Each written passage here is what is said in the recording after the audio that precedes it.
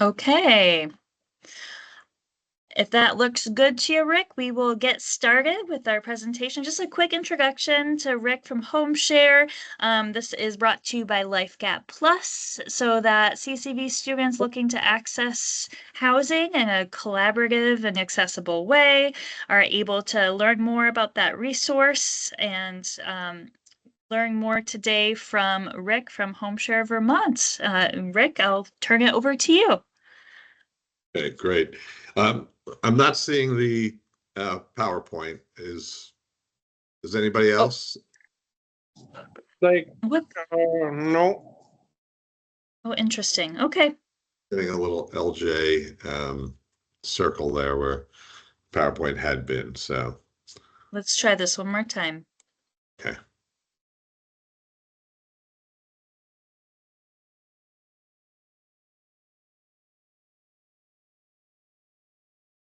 There we go.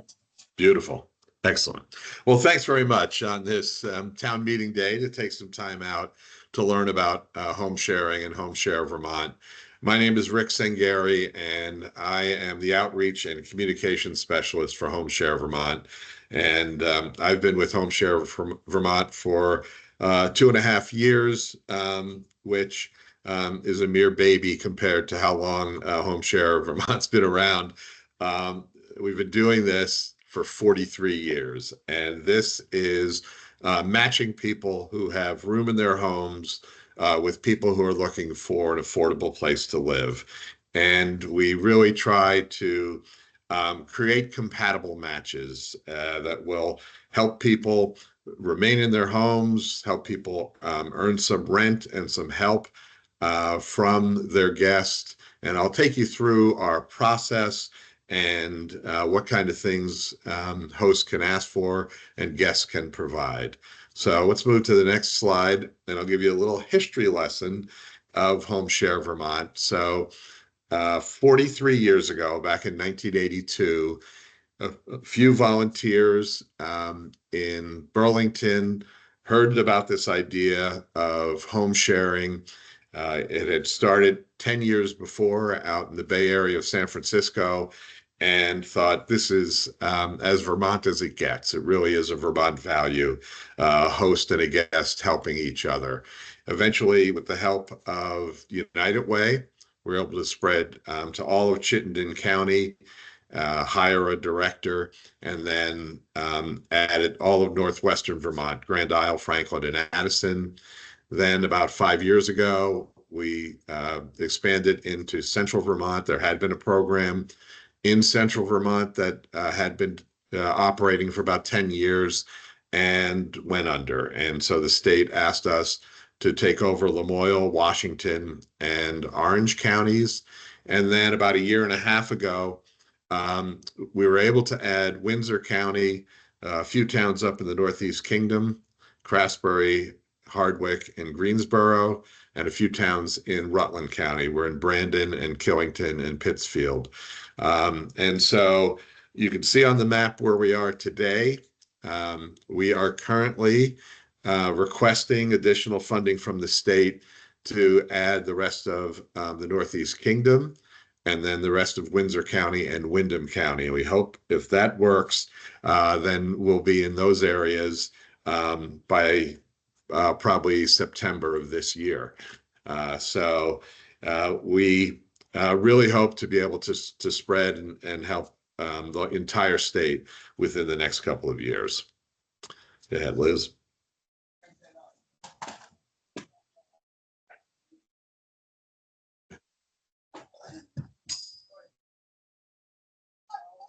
Giving me just a little trouble here. Let's see. Okay. All right. Here we go. All right.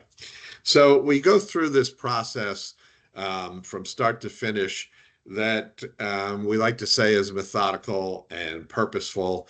You'll also learn that it is slow. It's a process that does take time as we work with someone who has room in their home to find them a guest and for the guest to find a place to live. And so it starts with an application, which we have on our website, homesharevermont.org. I can always mail one to people. You can also print one out from the website. But the application is where it starts. There's no fee to apply. When we get that, we do background and reference checks. And then we'll have a case manager contact you and interview you and get an idea of what would be an ideal match for you. If you're a host, who would be the right guest for you? And as a guest, who would be an ideal host to live with? We want to know about things like location and the rent you're able to pay, help that's needed or it could be provided, and then interest as well. So it's really important that people get along. These matches are really want them to last for a while, and that happens if there's some connection between host and guest. When we have someone in mind for a person, we'll call and tell you about them. And then if you'd like to meet them, we set up an introduction. Case manager is present. We would never send someone to another person's home without a case manager being present for that introduction. Foster a conversation there, see how people get along, and then we check back the next day and see if they want to go to the next step. And the next step is a 2-week trial period. This is an opportunity to move in lightly with a suitcase rather than a U-Haul and get an idea, one, if home sharing is the right opportunity for you, and also if the person we've matched you with is the right person for you.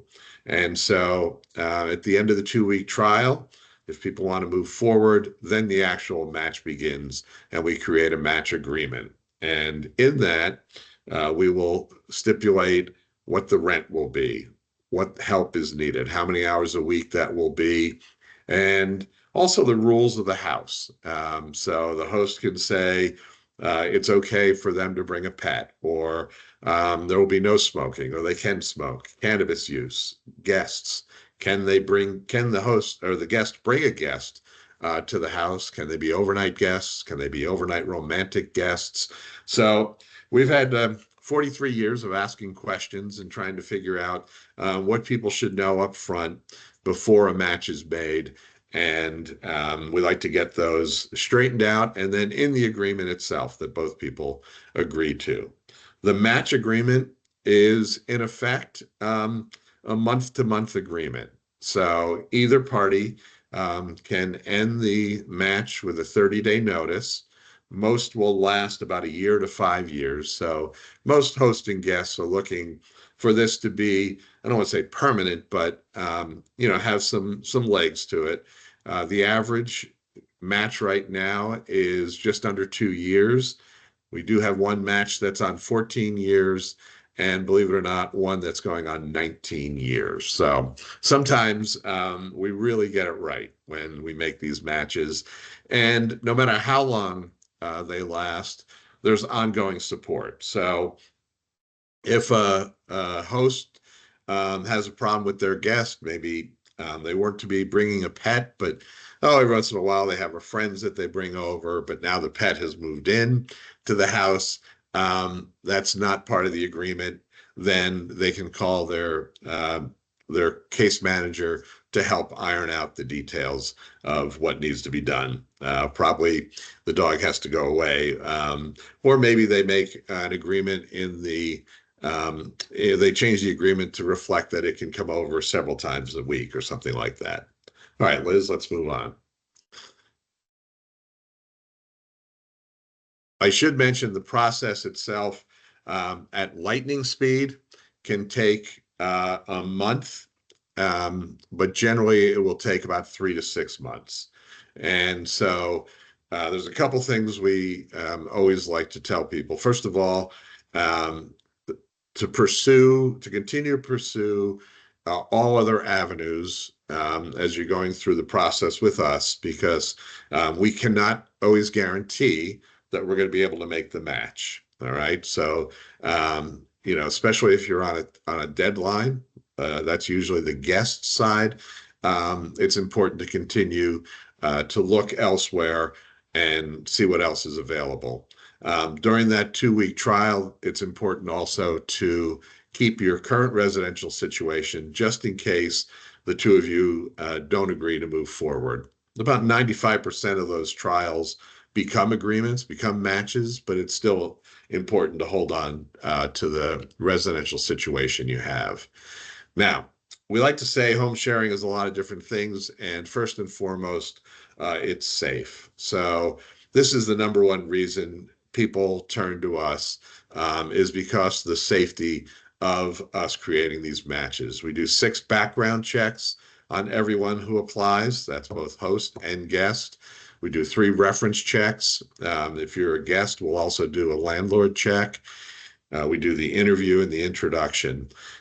This photo here is a home share match in Heinsberg, and the gentleman in the middle is the son. It's his mom just to the right of him, and she's had some memory issues. And so when he'd leave the home on business, he had other people coming over. Um, whoever could come over and help out. And he really wanted someone to be there consistently. He applied to HomeShare Vermont, and they said no to about 6 or 7 different people somewhere along the line. Maybe when we called to see if they'd like to meet the person, maybe after they met the person, maybe after a 2-week trial. But when this gentleman walked in, Addison, they said, "This is our person." He's in education, as is Gail, or was Gail, when she was working, and the two of them have great 2-hour conversations about education. Brian, the son, says when he walks into the kitchen, if the two of them are in that conversation, he just turns around and leaves because he's not going to get a word in edgewise. And the other thing that she was worried about, or he was worried about with his mom, was that if Addison brought friends over. It could be disruptive and might have a negative impact on Gail. Instead, she lights up and has really engaged when he brings people over, and the house is full of conversation and friends. So this is a really neat match in Heinsberg that's been together for 3 years now. All right, Liz. We also say it's helpful. I mentioned earlier that the host can ask for help from their guest, and it's one of the things we try to make sure we can match. The help that can be asked for is help around the home. It's not home health care. So it could be helping with meals several times a week. It could be driving someone to an appointment. It could be running errands for them. It could be shoveling snow or helping with the lawn. It could be tech help, pet help, pet care. So again, if when we sit down and interview a guest, we like to find out what they're comfortable with helping out with, and match that with the host. And so that is a maximum of 12 hours a week that the guest would provide. Again, we'd find out from the guest if they have time to provide help. They don't have to. They can live for just rent. How many hours that would be and what kind of help they'd be able to provide. On average, right now, our guests are providing 7.5 hours of help every week. And for the host, they're not only receiving help, but they're helping someone find a home, find an affordable place to live. These two gentlemen, they're from 2 different branches of the service. So we have Mark and Butch. And Butch on the right went into the hospital with for surgery for his eyes, had vision problems, went into rehab, and wouldn't have been able to move home without someone being there. He lived alone. And our friend Mark here was in a transitional facility for veterans and wanted to live in a house again, and we're able to match these two. This is when I say lightning speed, we're able to match these two in a month. And so Mark's been able to provide help driving for Butch, running errands, cooking, and cleaning around the house. All right. Another thing that home sharing is it's affordable. So first of all, we want to reduce as many barriers to creating a match as possible. So there's no fee to apply, right? A lot of times, if you're applying for an apartment now, there's a fee up front. We do away with that. There is a fee if a match is made.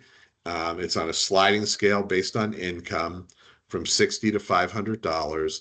And if anyone has any problems paying that, we can set up a payment program, or if possible, we can waive it. Again, that's not going to be what will get in the way of a match being made. If we have a match that is really sound and wonderful, forget about the match fee. If you can't pay it, it's a one-time fee that we'll waive. For the host, this is a way to earn extra income. It's also, that they're able to save money on help that maybe they were paying for, someone to come in and clean, someone to mow the lawn, shovel the snow. And for our guests, I keep saying it's an affordable place to live. So let me tell you about that. We set a maximum rent of $650. All right. And so even that is much lower than the average one-bedroom apartment in Vermont right now. But as a host asks for more help in around the house, they'll ask for less in rent. 25% of our hosts ask for no rent whatsoever. So 25% of our guests are paying no rent, just providing help. The average rent that our guests are paying right now is $360. So that's about one-fourth the average one-bedroom apartment in Vermont. That's something that really makes us proud. Not only that we're helping right now over 90 people find housing, and 90 people have someone living in their homes for safety, for companionship, for help, for some rent. But so we have right now at this time almost 200 people who are living affordably, and on the other side receiving help and some rent. All right, Liz. We also try to make this as easy as possible. So if you're looking for a place to live, or if you're someone who has room in your home trying to find someone, that can be difficult. And we have at any given time 70 to 80 people who are offering their homes as hosts, 70 to 80 who are looking for a place to live. So when someone applies, we might already have that individual. And these two are a classic example. This is Honey and Kayla. And Honey came to us. She has a home in Queechee and really needed help with finances, needed some extra income. And for Kayla, she took a great job. She was really excited. Took a job in White River Junction at a nonprofit. And this was the job she was really hoping for. Only problem is she couldn't find a place to live nearby. So most of the week she was commuting from her parents' home in Waterbury, which was an hour away. Sometimes she could stay with a cousin in New Hampshire, which was 20 minutes away. But both situations was a pretty rigorous commute for her. Just 10 minutes away was Honey. And we were able to match them pretty quickly. As a matter of fact, when Kayla's case manager met her, she said, I've got the person, you're going to live with Honey.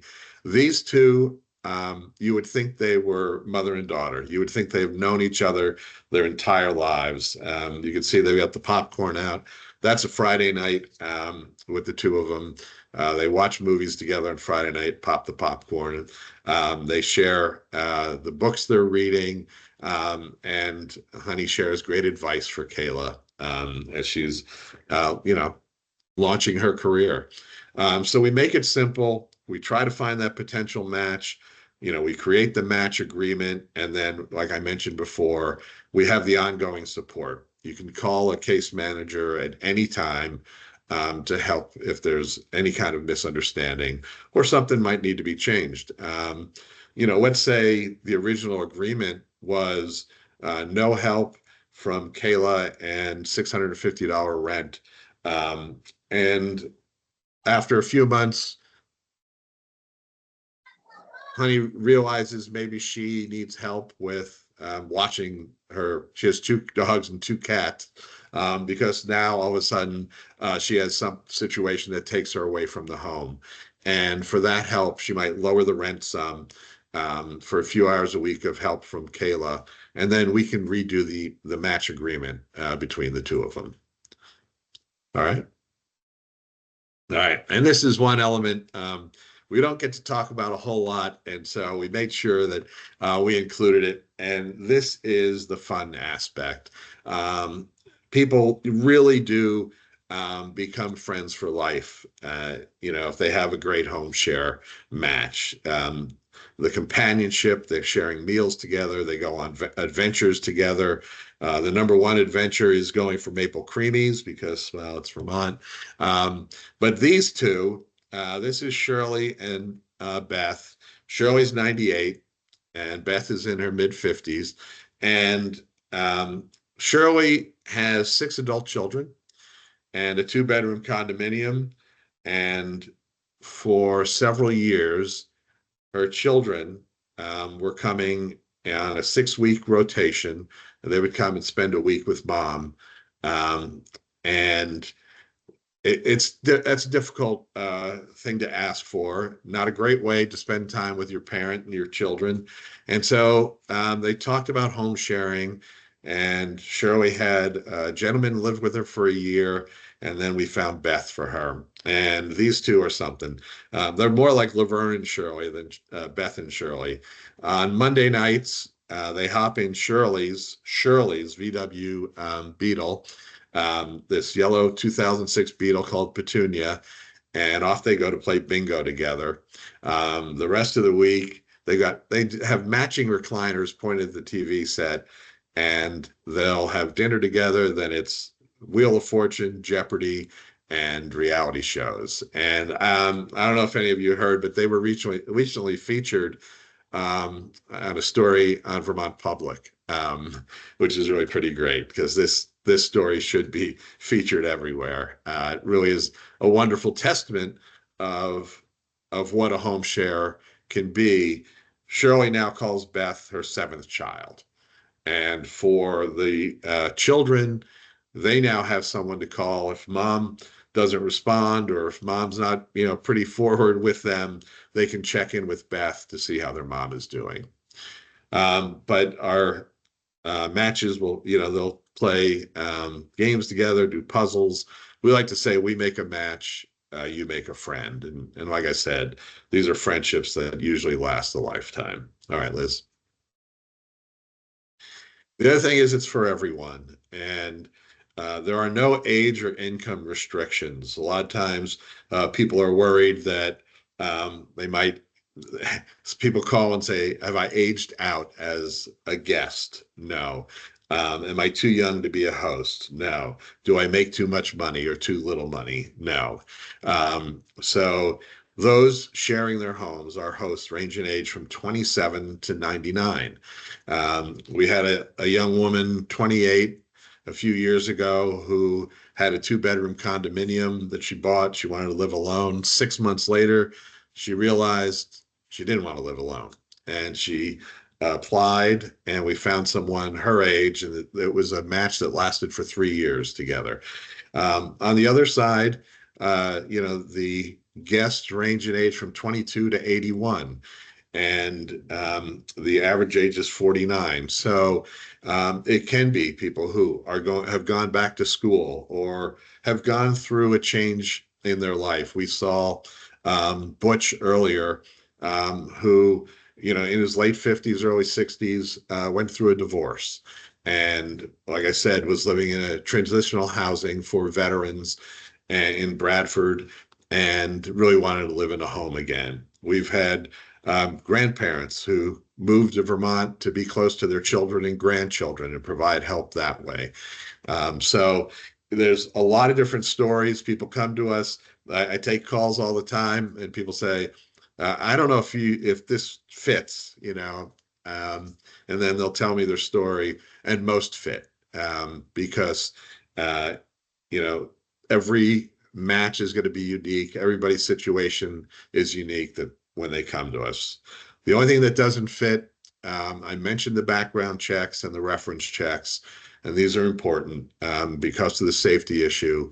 We cannot work with anyone who's been convicted of a crime against person or property. And this is really important. As the host, they want to make sure that the person that they're inviting in to live in their home is safe for them. And on the flip side, the guest wants to feel safe living in the home of that host. And so that's a really important aspect of what we do. We have a host in Weybridge who's had 3 guests so far, and she says that HomeShare Vermont is worse than the FBI and the CIA put together. Thank God. So it's really an important aspect of what we do. All right, Liz. We also, make sure we're doing this properly. And every year we do an outcomes survey. We do it in April of every year to find out what people think. And through over 20 years of asking these questions, 95% have said they're satisfied or very satisfied working with HomeShare Vermont. And what's really incredible is 100% of respondents have said over the 20 plus years they would recommend HomeShare Vermont to a family member or friend. And then the hosts, we try to get an idea of how this has impacted them, and you can see some of the ways it has very positively, how they feel safer, happier, they worry less about money, they're getting out in the community more, seeing their friends more often, and they're sleeping better, things like that, eating better. So just some of the knock-on effects of what we do. Okay, Liz. We like to say we create these wonderful matches, and Nancy, who's been a host 3 times with us, and she writes poetry, and she wrote this beautiful line about home sharing, each a different story, each a deeply rewarding relationship. Here's 2 gentlemen who are matched.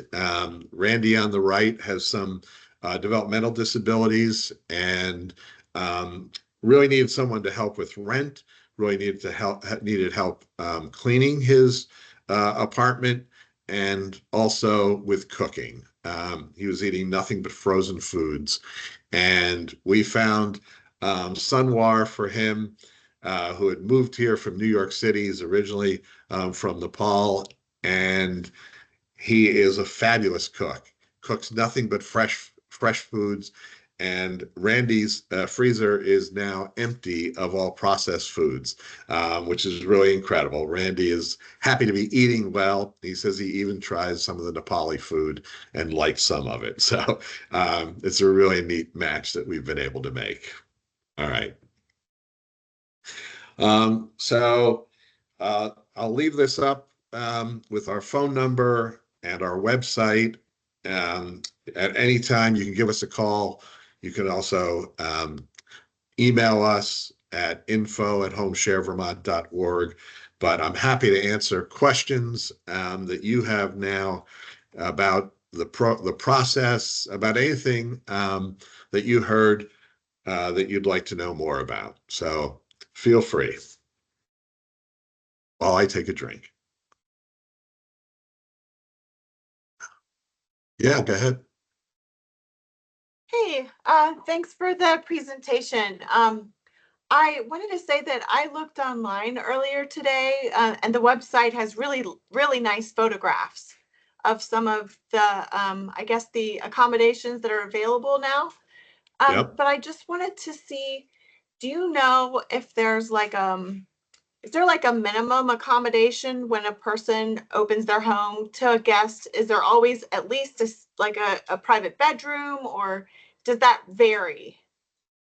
No, so it can vary in what can be offered, but the minimum is exactly what you said. It's a private room.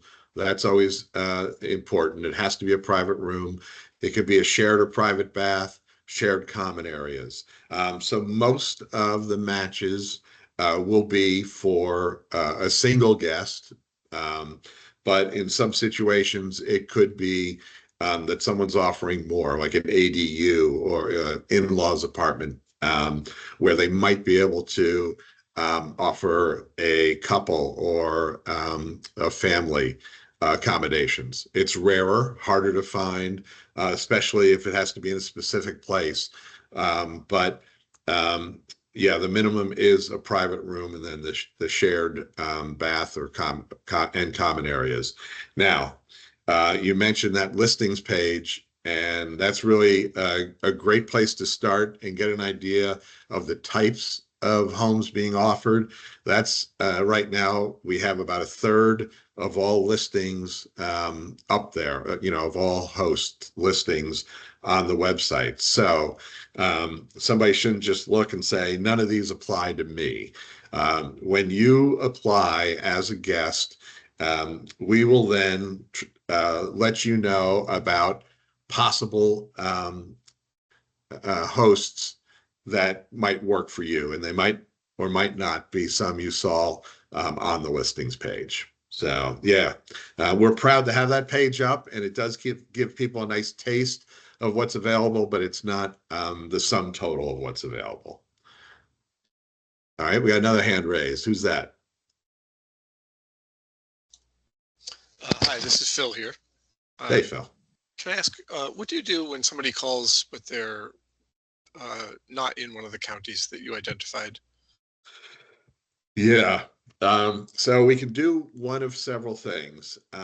First of all, we do have on our website a DIY guide. And so it does kind of take you through how to create a home share match on your own. It includes sample agreements, talks about, background or reference checks. Of course, it's not as easy and nimble as if we're doing it. You also don't have access to, the list of hosts and guests that we have. If it's just outside our coverage area, um, we sometimes will stretch the limits a little bit to help someone if we can, if our case managers have the wherewithal to do that. So we've made a match in Danville, which is outside of our area. As a matter of fact, we've got two listings right now on Joe's Pond, which is West Danville, which is again just outside our area. We've worked with a couple people in Glover. Um, so, as a matter of fact, Brandon is in Rutland County, and that was at it because we could help someone again outside our area. It's not guaranteed. Someone will contact me and they might be in Rygate, and that might just be too far right now for our case managers to help with. The other thing is, I do take people's information. I've been keeping a file since I got here of anyone who's interested outside our coverage area. And then as soon as we expand to that area, I reach back out and let them know. Not the greatest answer. As a matter of fact, Phil, there's nothing that I would say affects us more negatively than when we have to tell someone that we're just not there yet, that we can't help them. But sometimes we have to say no until we get to that area. So we're working on it. It's we hope to honestly to be in the kingdom. We've got a partner there that is ready to go to help us if we get the funding the NEK Council on Aging, and then in the rest of Windsor and Windham County, we have the Windsor-Windham Housing Trust, who are also very interested in partnering with us to help us cover that area. And that's how we were able to do Windsor County. Where we are in Windsor County, there's a senior home, the Thompson Center in Woodstock, and they started a very small program with our help several years ago. And when we were able to expand there last year, we were able to do that with a partnership with them. So we're hoping that if the legislature says yes, we've got everything in line now to pick it up and be up and running in those areas within a month or so. Can I also ask, do you have some sort of a checklist of things that go into the agreement? You know, like walking the dog, doing the dishes, shoveling the driveway. I don't know. Is there like a There list is. that people, when they actually make these agreements, are going through? There is. Think of household chores, and that's pretty much the list. Now, that said, someone can ask for something specific that's not on the list, and I'll give you a couple examples. They both involve wood. We have a gentleman who does woodwork in Calais, and he wanted to make sure that that he could get some help every once in a while with a chainsaw, with someone who has chainsaw skills. And that was something he asked for and is in the agreement. In Weybridge, we have a gentleman who has a large home and a large lot, many acres, wooded, and he and his guest log together. So they go out and log every year to help heat the home, to also give to their family members. And then the leftover that they have, the extra, goes to community members who can't afford wood for the winter. So kind of a neat knock-on effect. But if someone has an idea of a need they have that's not a normal chore, they can ask for it, and we can try to find that. On the flip side, and again, there's never a guarantee that we're going to find the match for somebody, but we had someone move back here from Alaska with 13 sled dogs and wanted to live somewhere that in a home on a farm that would take their sled dogs. We didn't find the match for them. They found it on their own. But again, it was wise of her to have us out there looking through our connections and our network to see if we could find the answer for her. So if you can dream it, we can at least try to find it. And Rick, that list happens at the initial meeting that the That's correct. caseworker is at, correct? Yeah. Yeah, so that's a great point. So we do ask questions on the application, but it's really when the case manager sits down with a host and a guest to get an idea of what the host needs, what the guest can provide.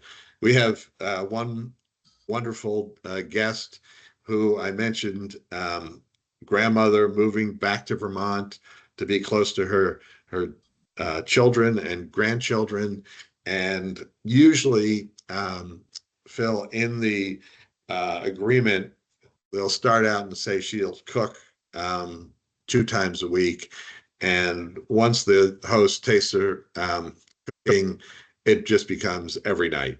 Just let her cook, let Gretchen cook, because she's that good and loves to do it. And so it turns out to be a really neat part of their match agreement.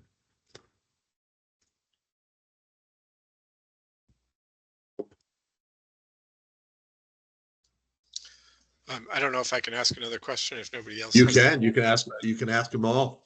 Yeah, I'm just curious, given how significant the housing crisis is in Vermont. I guess I'd be curious to know why you only have 70 people inquiring? Well, so that's at any given time. So I'd like to think, and that's 70 to 80 of each, hosts and guests. Yeah, granted, you would think there'd be more. It takes a lot of convincing sometimes that this is um, a possibility for people. Sometimes for the guest, they everybody would like to have space of their own. Um, they'd like a private bath. Um, and so um, you're making some sacrifices. Of course, you're finding an affordable place to live, but you're also living by someone else's house rules, right? So it's an adjustment for a guest to know that this is the right situation for them, not for everyone, and we understand that. For the hosts, you know, again, do I want to invite someone into my house? Some people find it a really secure, wonderful safety measure to have that other individual in their home. Others, inviting someone from outside, don't find it safe. And it might be not them, it might be their adult children who have some problem with it. And, as much convincing, as much of a track record as we have of 43 years of doing this, we can't always convince people that this is right for them. And so that's why we try to take that process slowly and methodically, and make people feel pretty comfortable with it. But it's not going to be for everybody. We're not going to convince everybody that this is the right thing for them to do. Now, Phil, just a few years ago, when I first started, the number of matches was always around 60, maybe get up towards 70. We're over 90 right now. So when you think of it in that manner, the increase has been pretty large, a pretty large jump in the last couple of years. So maybe the reason we don't have more than 70 to 80 is we're making more matches. We're getting those matches done. And I'd like to think that's the case with our case managers who do really incredible work. All right, another question. Hey, this will be my last question, although I'd like to ask a whole Doesn't bunch have to be. more. Yeah. You can.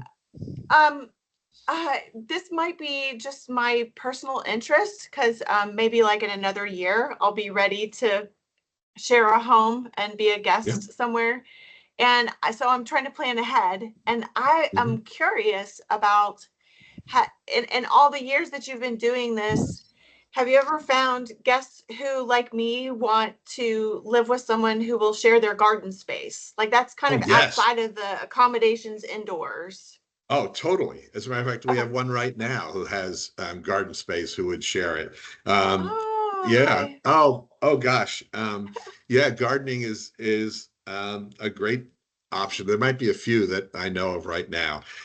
We had in our video that we're just retiring, we had Sandra and Sandy, and Sandy, the host, was retired, loved to garden. As a matter of fact, we'd go off and woof every year over in Sweden, and Oh, that would leave Sandra at home for a month or two in the summer. And so Sandy taught Sandra how to garden, so she could keep tabs on the garden and keep things going while she was over in Sweden woofing, which is really pretty cool, right? So yeah, yeah. it's if you have that interest, who knows what it is? Japanese opera, you put it down because it just might be that we have the host who loves esoteric music, and the two of you will find a connection. So yeah, and when you're ready, we'll be ready, is what I like to say. We'd like everybody to apply right away and get started, but you have to be in the right frame of mind. You have to be in the right point in your life for this to be right. And when you are, we'll be here. The hardest part is, for those hosts who are older, who come to us when their needs are too great. And had they come to us even a few years before, they could have enjoyed having someone there, maybe even would have been able to stay in their home longer because they would have avoided social isolation, which it can be really crippling. And I know that because I saw it with my own mom back in Pennsylvania. And so we always, try to encourage people to think about it sooner rather than later. In your case, in a year, we'll be here. We'll be ready for you. We'll find somebody you can garden with.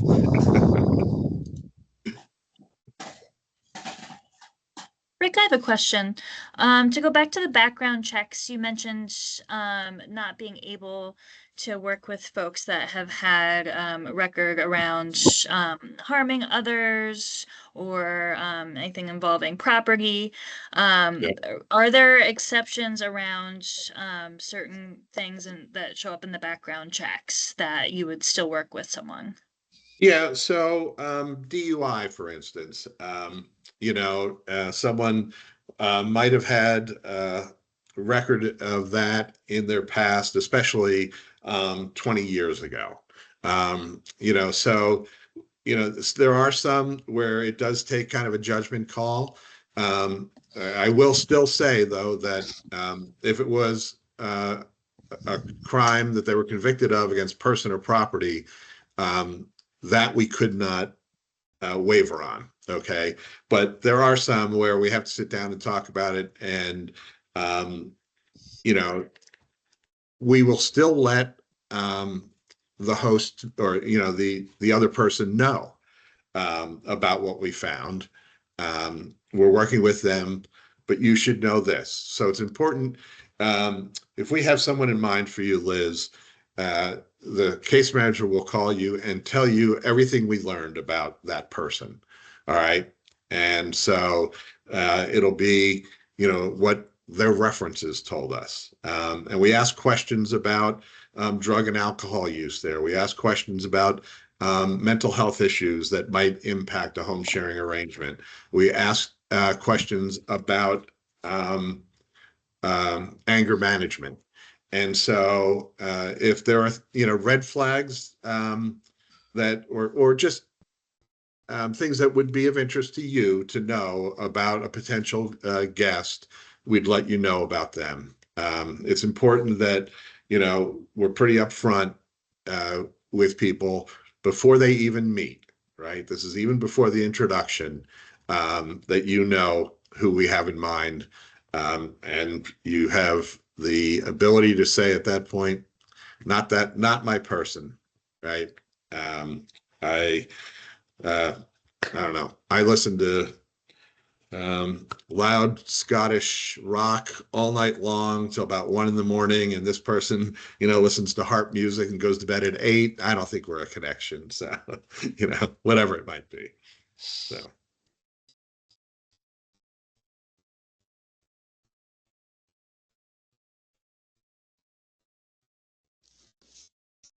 all right. Anybody want to throw one up just for fun?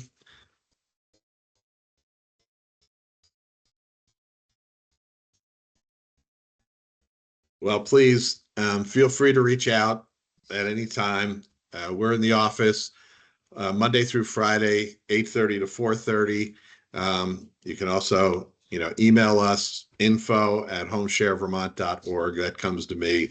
You visit the website and get a lot more background as well. But, questions come up. I love that you all ask questions about, things that don't seem to fit the categories or what would, normally be a home share agreement. It really does help to bring it up to the case manager. If this is the thing you really need, um, I'm going to be digging, the pool all summer, and I need somebody who can, come home at the end of the day and, pick up a shovel for a couple hours, a few nights a week, and help me get it done.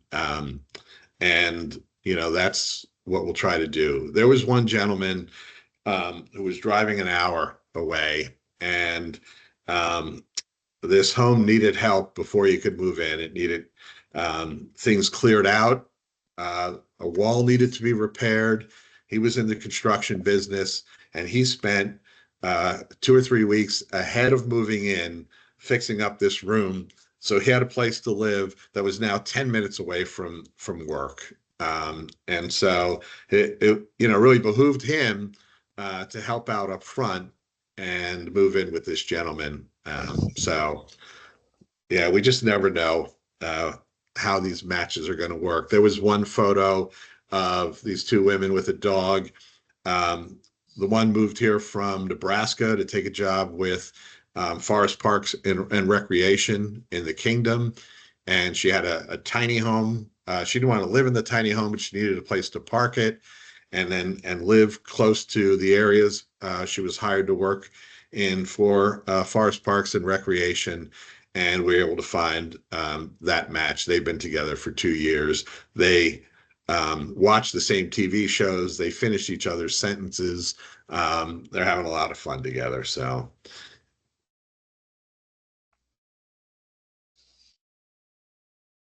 it's not all chocolates and roses. Everybody's human.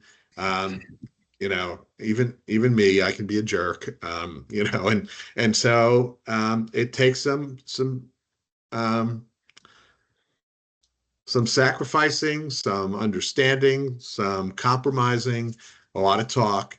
As a matter of fact, one of our case managers, I think they all do now, recommends, you saw Kayla and Honey, recommend it right up front that one day a week, every Wednesday it is, they sit down and talk about the home share.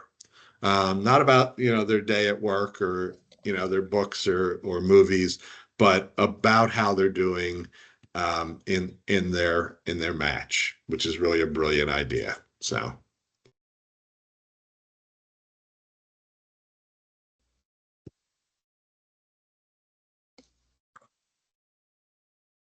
All right. Thank you all. This has really been great. Thank you so much, Rick. We really appreciate the information. And as I mentioned before, I'll make sure this gets posted on our resources page for students, so it's easy to direct them to this handy resource all about home sharing and the ins and outs of it. So we really appreciate your time. Thank you so much for being here. Of the opportunity. Thank you all. Take care. Thanks so much. All right. Bye now.